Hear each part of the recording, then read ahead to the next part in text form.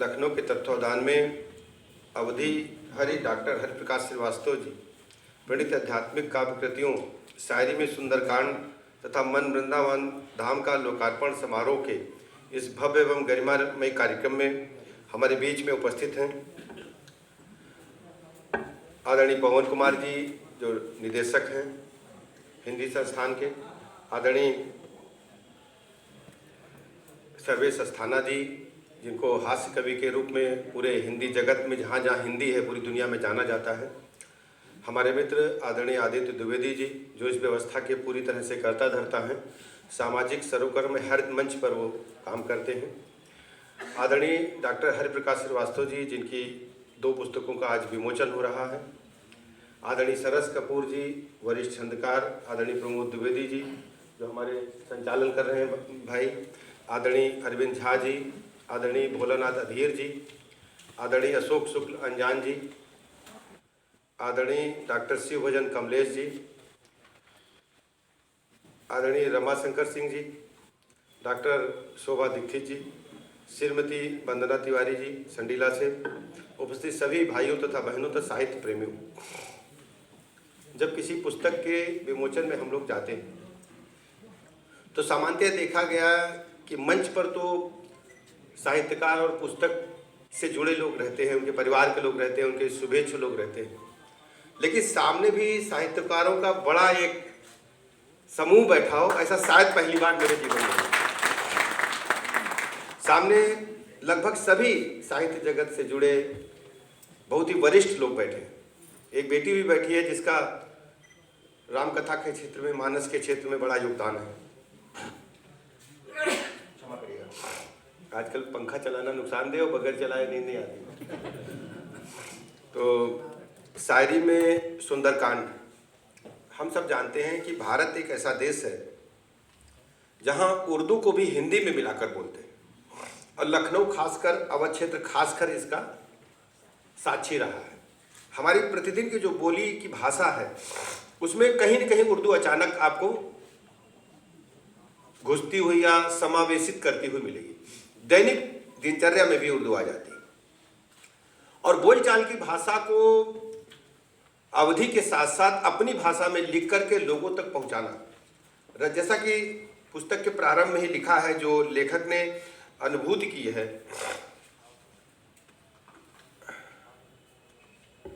उसका थोड़ा सा मैंने पन्ना पलटा है कि किस प्रकार उनके मन में प्रेरणा जगी, किस ढंग से उन्होंने पुस्तक लिखा और कैसे जलालपुर से निकल करके वो अयोध्या आए और फिर अयोध्या से भी जलालपुर उनका जाना ना रहा और जलालपुर के बाद उन्होंने अवकाश ग्रहण करके लखनऊ में भी रह रहे। तो उनके मन में एक इस बात की लालसा थी कि प्रभु राम की इस पुस्तक का, इस ग्रंथ का घर घर तक पहुँचे और घर घर पहुँचाने में आपस की जो बोली भाषा है, वैसे तुलसीदास जी ने ऐसा लिखा है, उस दोहे हमारे जीवन का अंग बन गए, लेकिन फिर भी बोलचाल की भाषा में उसे प्रस्तुत करने का जो काम आदरणीय डॉक्टर हरिप्रकाश श्रीवास्तव जी ने किया है वास्तव में बहुत अतुलनीय है। मैं बहुत बहुत प्रशंसा करता हूँ मन वास्तव में, क्योंकि हम सब आज कलयुग में जितने भी लोग हैं भगवान राम के साथ साथ सबसे पहले हनुमान जी को याद करते हैं। जहाँ कोई पीड़ा हुई तो सुंदरकांड का पाठ और हनुमान चालीसा अपने आप शुरू हो जाता है। बच्चे के चाहे पेट में दर्द हो, चाहे सर में दर्द हो, चाहे पैर में दर्द हो, कि हनुमान चालीसा पढ़ो भी ठीक हो जाएगा। तो हनुमान चालीसा और हनुमान जी हमारे रग रग में बसे हुए हैं। तो सुंदरकांड को शायरी में लिखना बहुत अद्भुत कार्य है। मैं बहुत बहुत प्रशंसा करता हूँ और हनुमान जी से मैं प्रार्थना करता हूँ, हमारे इष्ट वही हैं, हमारे गुरु हैं, हमारे सब कुछ वही हैं, कि भगवान डॉक्टर श्रीवास्तव जी को इतनी ताकत दे कि जिससे वो एक बार और बड़ा ग्रंथ लिख पाए। कि तुलसीदास जी ने जब रामचरित मानस की रचना की, मैं बहुत बड़ा साहित्यकार तो नहीं, लेकिन थोड़ा बहुत हमें सुनने सुनाने में आया है कि वो प्रभु राम ने उनसे वो काम कराया था, उसमें हनुमान जी सहायक बने थे। तो प्रभु की लीला का वर्णन अगर कलम से करना है तो बगैर प्रभु के आदेश के और आशीर्वाद के नहीं हो सकता। कहीं न कहीं इसमें हनुमान जी का, प्रभु राम का आशीर्वाद जरूर रहा होगा। मुझे लगता है कि और बड़ा ग्रंथ लिखने की तैयारी हो रही होगी उनके मन में, ऐसा मुझे प्रतीत होता है। और हम सब लोग फिर एक मंच पर इकट्ठा होंगे और इस ग्रंथ को आगे बढ़ाने में कहीं अगर हम लोगों की आवश्यकता होगी तो मुझे बहुत अच्छा लगेगा। मुझे ये अवसर प्रदान किया अपने सर्वेश जी ने, आदित्य जी ने। मैं बहुत बहुत आभारी हूँ कि ऐसी पुस्तिका के विमोचन में मुझे आने का अवसर मिला जो वास्तव में हम सब की है, हमारे घर की है, हमारे मन की है, हमारे दिल की है। मैं बहुत बहुत शुभकामनाएं देता हूँ। ये पुस्तक पूरे देश में, दुनिया में, जहाँ जहाँ हिंदू धर्म के मानने वाले लोग हैं, सबको अपने को जोड़ेगी, अचंभित करेगी। बहुत बहुत आभार, धन्यवाद।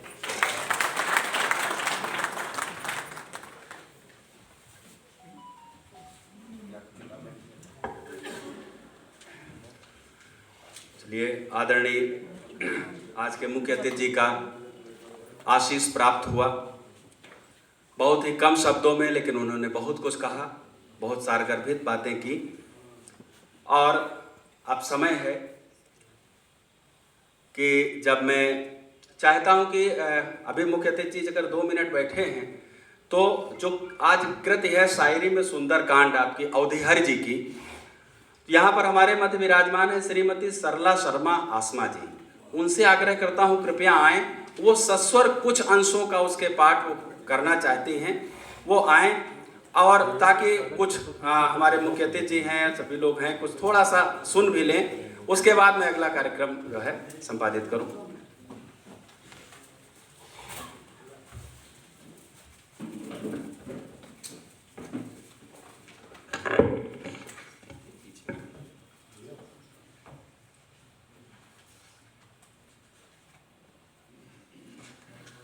समय क्योंकि कम है तो मैं पुस्तकों की बधाई देते हुए सीधे जो है प्रणाम करते हुए आप सभी का अभिनंदन स्वागत करते हुए सीधे पाठ करती हूँ। सुनिएगा। सुंदरकांड में एक जगह कहा गया है, विनय न मानत जलध जड़ गए 3 दिन बीत, बोले राम सकोप तब भय बिन होए ना प्रीत। एक एक दोहा, एक एक चौपाई में कुछ ना कुछ ज्ञान की बातें कही गई हैं। आइए सुनते हैं। सिंधु विनय में इधर 3 दिन गुजर गए, लेकिन उसने विनय नम्रता नहीं सुनी। क्रोधित होकर जग के स्वामी तब बोले, जग में होती नहीं बिना भय प्रीत कभी। प्रभु बोले, हे अनुज लक्ष्मण अब आ जाओ, धनुष हमारा बाण सहित लेकर आओ। विनय मूर्ख से प्रीत कुटिल से है कैसी, कंजूसों से नीत बत कही है जैसी। ममता में ही मिलता है आनंद जिन्हें, ज्ञान कथा कैसे भाएगी भला उन्हें। लोभ हवस की ही छाया है बात जहाँ, बेमतलब दी है वैराग्य बखान वहाँ। शांति बुरी क्रोधी को वैसे ही लगती, कामी को जिस तरह हरि कथा खलती है। ऊसर में है बीज, बहुत धन्यवाद। ऊसर में है बीज व्यर्थ बोना जैसे, इन सब का भी फल होता बिल्कुल वैसे। नीति धर्म का पालन धीरज तो देखा, राम क्रोध भी आज जगत ये देखेगा। बाण धनुष पर रखा राम ने ये कहकर, लखन हृदय को लगा राम मत ये सुंदर। बाण धनुष पर रख कर जो संधान किया, ब्रह्मा जी का प्रभु ने मन में ध्यान किया। सिंधु उदर से उठी अग्नि की त्यों ज्वाला, दृश्य वहां पर छाया बेहद डर वाला। झुंड मछलियों सर्प मगर सब जीवों के, व्याकुल होकर लगे तड़पने बेचारे। जल जीवों को जब जल में देखा चलते, उनके जीवन प्राणों का सूरज ढलते। स्वर्ण थाल में रत्न सजा कर तब सागर विप्र रूप में प्रकट हुआ निज मद तज कर, विप्र रूप में प्रकट हुआ निज मद तज कर। और इसका अंतिम बंद मैं पढ़ देती हूँ इस अपनी काव्य पाठ का, कि जतन करोड़ों कर ले कितना भी सींचे, जतन करोड़ों कर ले कितना भी सींचे, काटे जाने पर ही केला फलता है। और सुने गरुड़ जी कहते हैं फिर कागभूषुंड, नीच विनय से नहीं डांट से सुनता है, नीच विनय से नहीं डांट से सुनता है। तो कभी कभी ये भी जरूरी होता है। बहुत बहुत धन्यवाद। वादन।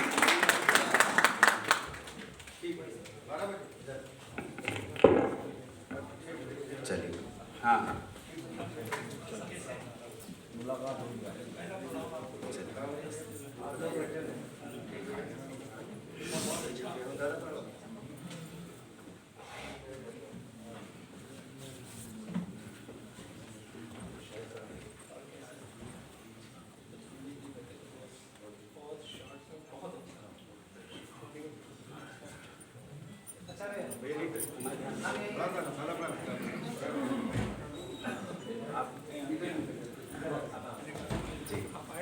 पूरा मंच खाली रहेगा तो थोड़ा सा जी जी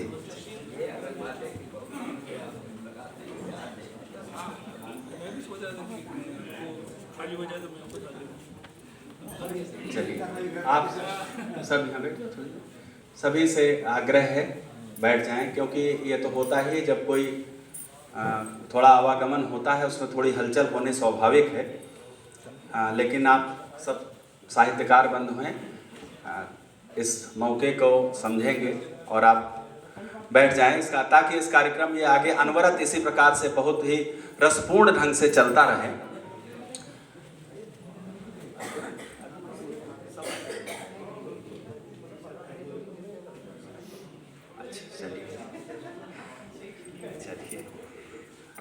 तो चलिए, एक और ज़रूरी काम आ गया। मुख्य वक्ता जी तो चले ही गए, लेकिन आज के जो इस अध्यक्षता कर रहे हैं, यद्यपि अध्यक्ष सबसे बाद में बोलता है और सबसे बाद में जाने का जो नियम है, लेकिन जहाँ वही हमने बताया था पहले भी, जैसे कहा, जहाँ पराक्रम की बात हो वहाँ क्रम देखा ही नहीं जाता है। और बात की अध्यक्षता जो है हमारे संस्था के अध्यक्ष श्री जगमोहन कपूर सरस जी संभालेंगे। आप लोग करतल ध्वनि से उनका एक बार पुनः स्वागत कीजिए। तो मैं सीधे अवधिहरि जी को आशीष देने के लिए एक दोहे के माध्यम से आज के जो हमारे अध्यक्ष जी हैं उन्हें सादर माइक पर आमंत्रित करता हूं कि राम कृष्ण के काज हित लगा हुआ दरबार, राम कृष्ण के काज हित लगा हुआ दरबार, कृतियों पर आशीष अब दें श्री पवन कुमार।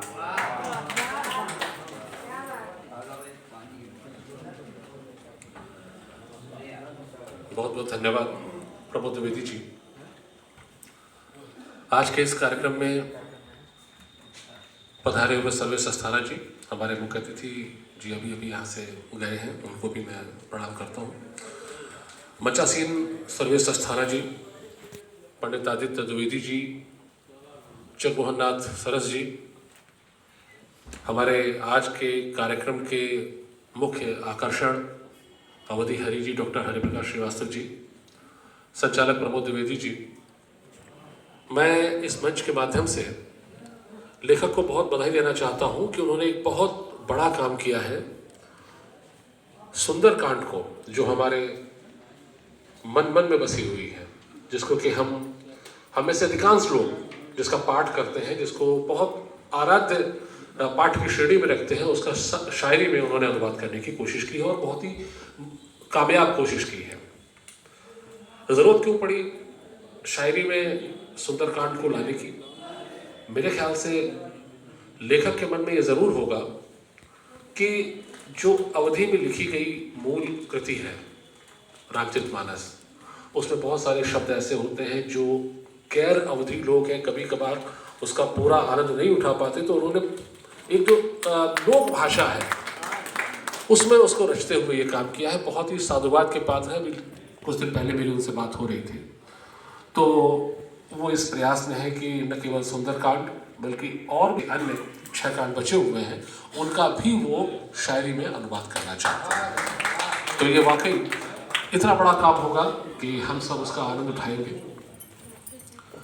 मैं देख रहा था कि जब ये पुस्तक मेरे हाथ में आई तो हम सब जानते हैं कि रामचरितमानस यूँ तो हमारे घर घर में जन जन में समाई हुई है, फिर भी उसका जो पंचम सोपान है जिसे हम सुंदरकांड कहते हैं, उसकी सबसे ज़्यादा मान्यता है, सबसे ज़्यादा श्रद्धा उसी कांड की रखी जाती है। शायद उसका कारण ये है कि इस कांड में जो राम सेवक है, रामदास है, हनुमान जी, उनका बहुत ही विराट व्यक्तित्व का विश्लेषण किया गया है। बहुत कम लोग जानते होंगे कि सुंदरकांड को सुंदरकांड ही क्यों कहा जाता है। उसकी वजह यह है कि जिस जगह पर राम और माता सीता का मिलन हुआ था, अशोक वाटिका, वो सुंदर पर्वत पर स्थित थी, तो इसलिए उस पूरे कांड का नाम सुंदरकांड है। 3 पर्वत हुआ करते थे लंका में उस समय, सुबेल, नील और सुंदर।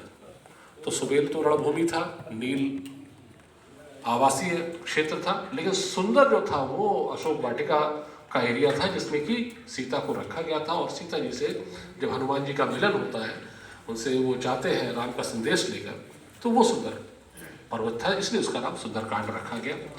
आप देखेंगे तो उस पूरे सुंदरकांड में बहुत सारे लोग यहाँ पाठ करने वाले हैं, दैनिक पाठ करने वाले हैं।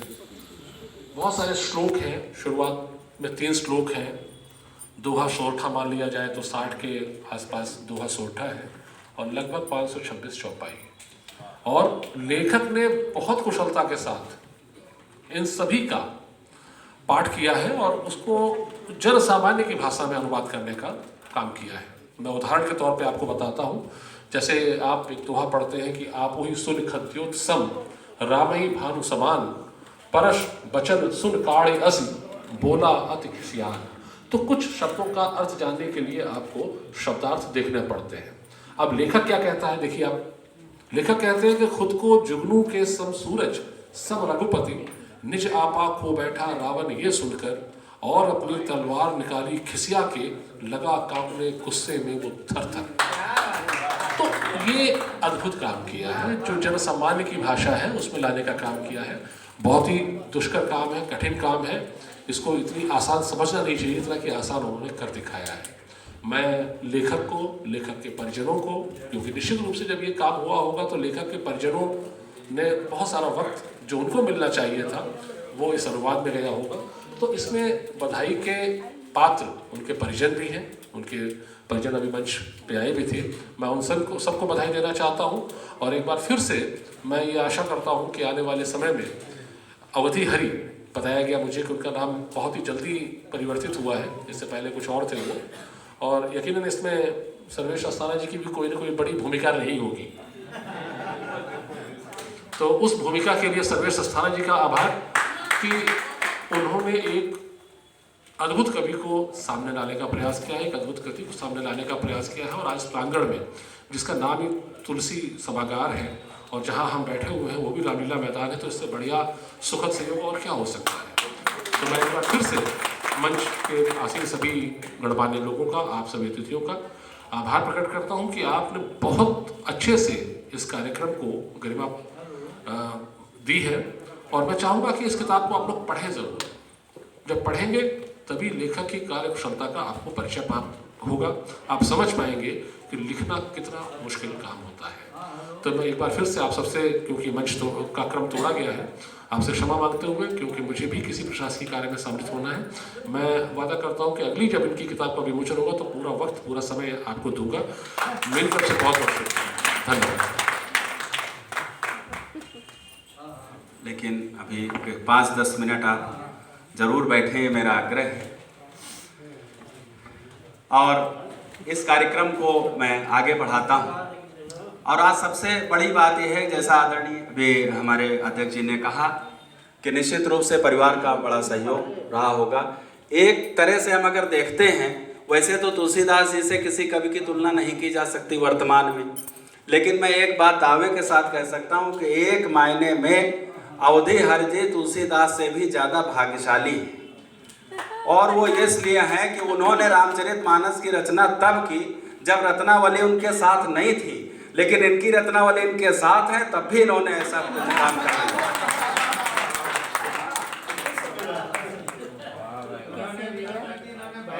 ठीक है।